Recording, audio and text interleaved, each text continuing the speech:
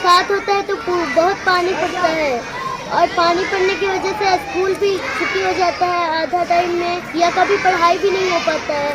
बरसात होता है तो बहुत दिक्कत होती है, कमरे नहीं है और बच्चों लोग के मतलब छुट्टी कर दिया जाता है। सर यहाँ खुला में ठंड लगता है पढ़ने में, और रूम रहता तो हम लोग को ठंड नहीं लगता ना। 2 कमरे में 2 विद्यालय है संचालित। छात्र छात्राएं की संख्या 300 से है अधिक। बैठने के लिए जगह नहीं। वर्षा होने पर 5वीं कक्षा तक कर दी जाती है छुट्टी। बिहार में आपने कभी ऐसा विद्यालय देखा है जहां 2 कमरों में 2 सरकारी विद्यालय संचालित हो? यदि नहीं देखे हैं तो बिहार के औरंगाबाद में आइए, जहां मदनपुर प्रखंड के ग्राम पंचायत खिरियामा के जोड़ी गांव में एक ऐसा सरकारी विद्यालय है जहां वर्षा होने पर 5वीं कक्षा तक के छात्र छात्राओं की छुट्टी कर दी जाती है। ठंड में भी पेड़ के नीचे पढ़ते हैं वे यहाँ छात्र छात्राएं दिख जाएंगे। इसका कारण जानकर आप भी हैरान हो जाएंगे। इस विद्यालय में 2 कमरा है और उसी 2 कमरा में राजकीय मध्य विद्यालय जोगड़ी और 9 सृजित प्राथमिक विद्यालय बरडी दोनों एक साथ तय होकर संचालित हो रही है। इसी 2 कमरा में दोनों विद्यालय का ऑफिस और गोदाम भी संचालित हो रहा है। यानी कहे तो आज़ादी के 7 दशक बाद भी यहाँ के छात्र छात्राएं पेड़ के नीचे ठंड के मौसम में भी अपना भविष्य गढ़ रहे हैं। राजकीय मध्य विद्यालय जोगड़ी में छात्र छात्राओं की संख्या 285 पर शिक्षकों की संख्या 5 और 9 सृजित प्राथमिक विद्यालय बरडी में छात्र छात्राओं की संख्या 27 पर शिक्षकों की संख्या केवल 2 है। बिहार के शिक्षा विभाग के अपर सचिव के पाठक आए दिन बिहार के अलग अलग विद्यालय का निरीक्षण करते हैं। इस विद्यालय की स्थिति से ऐसा लगता है कि के पाठक यहाँ अभी नहीं पहुँच पाए हैं। यही कारण है कि यहाँ की व्यवस्था ठीक नहीं है। हालांकि के पाठक द्वारा निर्देश को पालन करते हुए छात्र छात्राएं विद्यालय प्रतिदिन पहुँच रहे हैं, लेकिन छात्र छात्राओं को बैठने के लिए यहाँ कमरा भी नहीं मिल पा रहा है। इसे लेकर छात्र छात्राओं ने के पाठक से गुहार लगाते हुए कहा है कि बैठने के लिए कमरा तो बना दीजिए सर। आगे सभी छात्रों ने कहा कि वर्षा होती है तो विद्यालय में छुट्टी कर दी जाती है। कभी कभी विद्यालय आकर बिना पढ़ाई किए घर लौटना पड़ता है। ठंड के दिनों में भी पेड़ के छांव में पढ़ने से ठंड लग जाती है। वहीं विद्यालय के प्रभारी प्रधानाध्यापक फिरोज खान ने बताया कि विद्यालय में भवन की सबसे बड़ी समस्या है। समस्या को लेकर प्रखंड से जिला के पदाधिकारियों को दर्जनों बार अवगत कराए हैं। हमेशा आश्वासन मिलता है कि जल्द ही विद्यालय भवन का निर्माण होगा, लेकिन कब होगा इसका भी इंतजार है।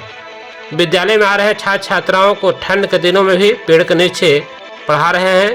पेड़ भी काफ़ी पुराना है, इसको लेकर कभी भी हमेशा डर लगा रहता है।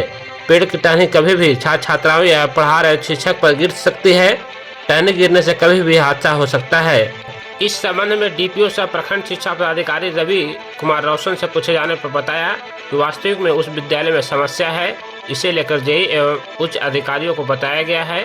इसके बाद राशि आएगी तो भवन का निर्माण किया जाएगा।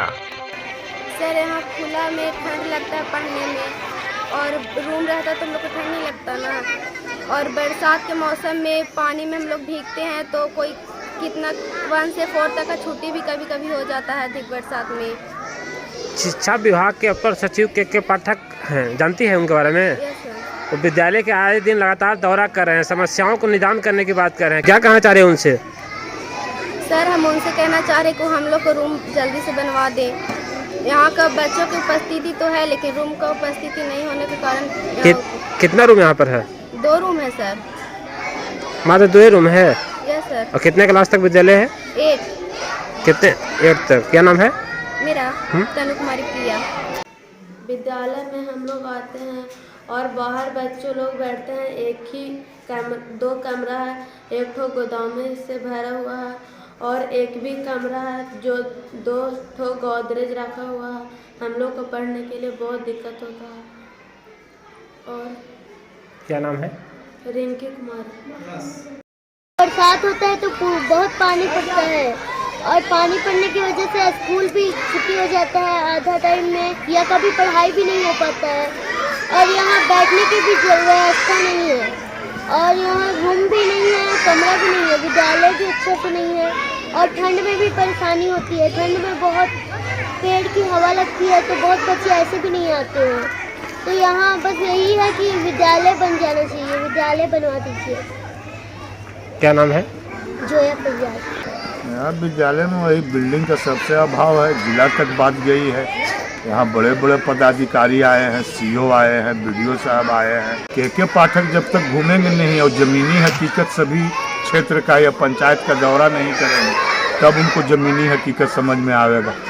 के पाठक का तो अभियान एकदम सही है, उनके तो मार्ग निर्देश पर अगर अमल किया जाए तो बहुत शिक्षा व्यवस्था में सुधार हो जाएगा। लेकिन साथ साथ उनको ये भी देखना चाहिए कि बहुत सा गांव देहात के स्कूल में क्या वहाँ बिल्डिंग अवेलेबल है, जितना बच्चा है क्या उसको बैठने का इंतजाम है, क्या जितना स्कूल है उसमें बेंच डेस्क उपलब्ध करा दिया गया है, क्या जितने स्कूल है उसमें शौचालय का सही व्यवस्था है, ये सब भी उनको निरीक्षण करना चाहिए और दिशा निर्देश गाइडलाइन जारी करना चाहिए।